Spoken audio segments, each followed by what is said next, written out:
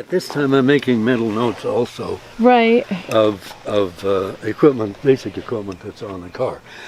But when I'm filling out my paperwork, I always ask the questions anyway.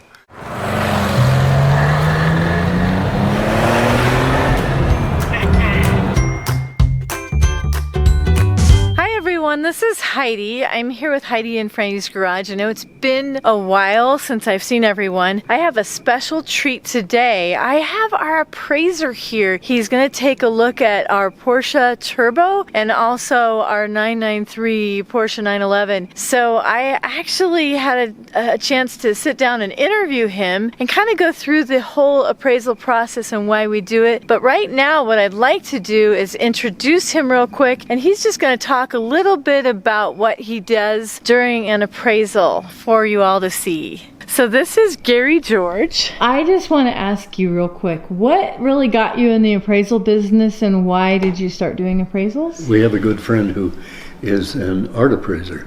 She and my wife kept talking to me about appraising cars in particular because I've been into cars for virtually all my life. And I went to the University of Georgia at Gwinnett, 150 hours in the chair to learn appraisal theory. Oh. And then I started in, and we have to do 2,000 hours of appraising to become accredited, which is basically 2 years. And I've been appraising ever since. That's about 15 years now. You have had to go to court sometimes for certain things. And I've gone to court for, 3 or 4 times.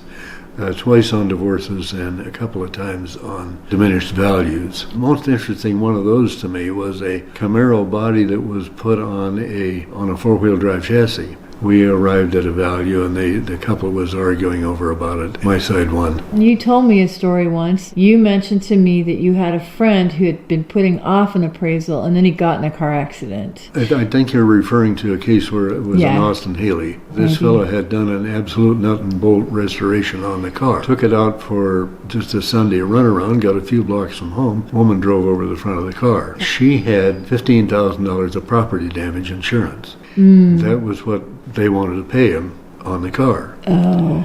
They didn't have an appraisal. The people in the courts, the attorneys, the judges, and so on, are typically not car people. Mm-hmm. They don't understand the values. I did a forensic appraisal on the car, valued at $100,000. He took it into court. He had originally told his insurance company years before that it was a $50,000 car. So they were valuing it at $50,000. He looked at that point to come out with $65,000, which put him $35,000 underwater. I appraised it at $100,000. It went to court, and they settled on $97,000. Had he had the proper insurance to start with, which would require an appraisal, if he had had agreed value of $100,000 on it, insurance company would have fought. That is, his insurance company would have fought with the other insurance company, and he wouldn't have had to go to court. So it would well have been well worth the $300 to get it done. Yeah, I can't. I've never lost a court case. Is there a price point on a particular vehicle when it makes it worthwhile to get your car appraised?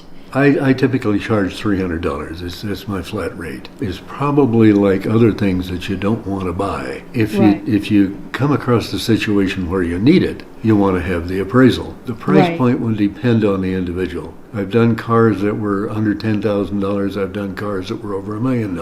The individual decides whether or not they want to put that money, that $300, into the appraisal. It's sort of like buying insurance. Nobody wants to buy insurance. No. If something happens, then almost regardless of what you spent for it, it was a bargain. So I'm a little bit curious about this because we do have our 911 apart right now. And we bought our car for $18,000, and now the car is taken apart, and when it was running probably would have been closer to about maybe $36,000 based on what some of the other cars have been. Would there be a point before we really take this car out for a test drive that I should have you back out to look it over completely before we actually drive it? I suggest to people that you get the car appraised and get the most insurance that you can get during your restoration.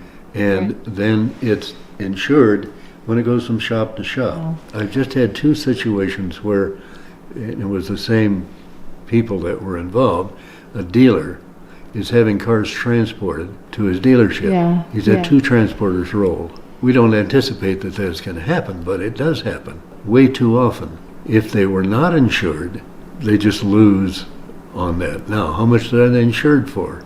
They generally have a blanket policy, and in those cases, I did forensic appraisals so that they had some numbers to work with the insurance company. When I talked to the agent, she recommended, because it's not going to be driven, to drop the liability on it and to drop the collision on it and only keep comprehensive on it. Is that bad advice from the insurance company, or what would you say from your history? It's always a good idea to have all the insurance you can buy because you don't know what the risk is. Say you're putting the engine in there and it slips and falls on somebody's leg. Whose responsibility is that? So if you're not covered, then you're subject to a lawsuit. The whole reason for us doing these car appraisals now was the insurance company really wants to, in particular, they want to assign a car as a daily driver. And a lot of times the daily driver, it's not going to be agreed upon. But I think if you have an appraisal, there's not much argument.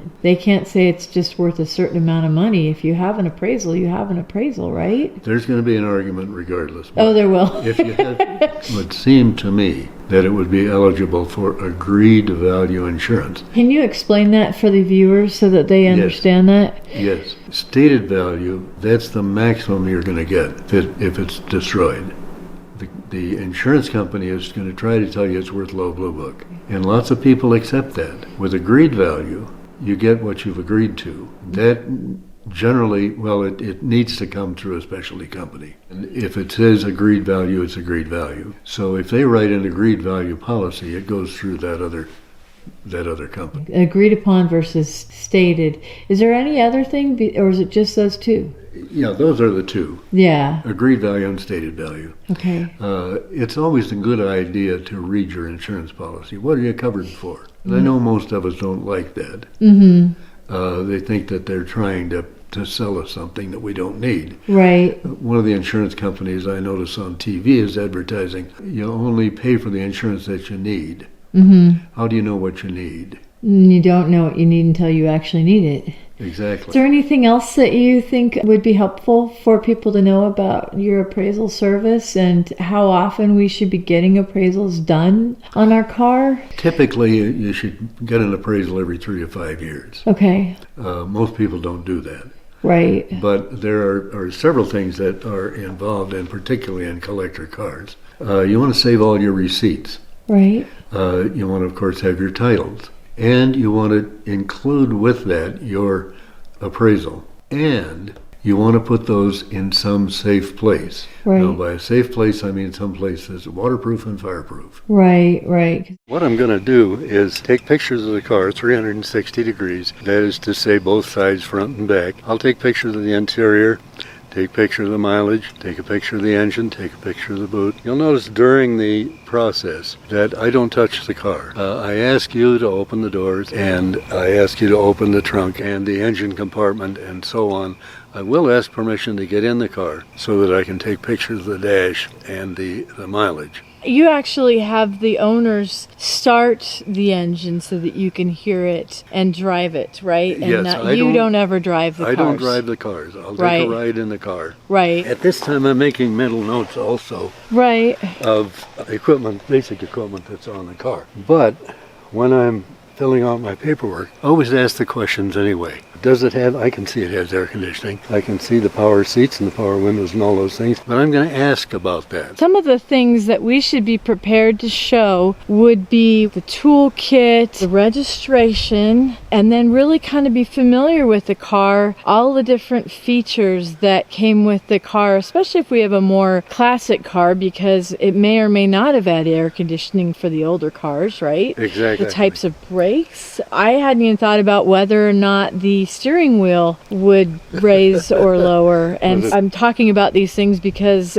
Gary and I have just sat down and we've been discussing some of the different items on the 911. Now, do you ask about the horsepower, or is that something that you normally would research? Typically, I don't ask about the horsepower.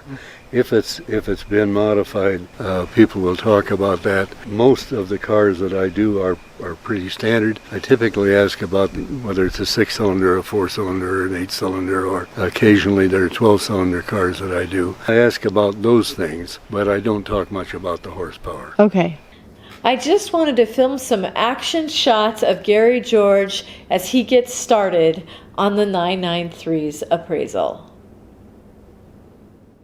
Well, it's a few weeks later and I got the appraisals back from Gary George, so let's take a look at them so that you can see what sort of information you'll get in the appraisals. As you can see, Gary sends a really nice packet of the materials from the appraisal. He gives you business card and his own information. You have a nice table of contents. And then the appraisal itself, which also includes all the different specifications and the value of the car. There's a certificate if you want to get that to your insurance agent as well. And then there's also photographs. And I know insurance agents often want to see all 4 sides of the car and the engine. So that's a really helpful piece of information to get to them. Really nice job, really good job with the appraisal. It's really awesome. Well, I hope that you found the information about appraisals in this video helpful. I would highly recommend, if you have a classic car, getting an appraisal done on your car. I think it's really important. And it's nice to be back here. I've been working really hard on our other YouTube channel that's about our kittens, which our kittens are now becoming cats. I will include a link to their information if you are interested in cat content. And I want to give a special thank you to our Patreon supporters to help make this happen. So if you haven't subscribed to the channel, consider subscribing. Give us a thumbs up if you enjoyed the content. And in the meantime, I hope you have a wonderful holiday season and safe travels. Bye!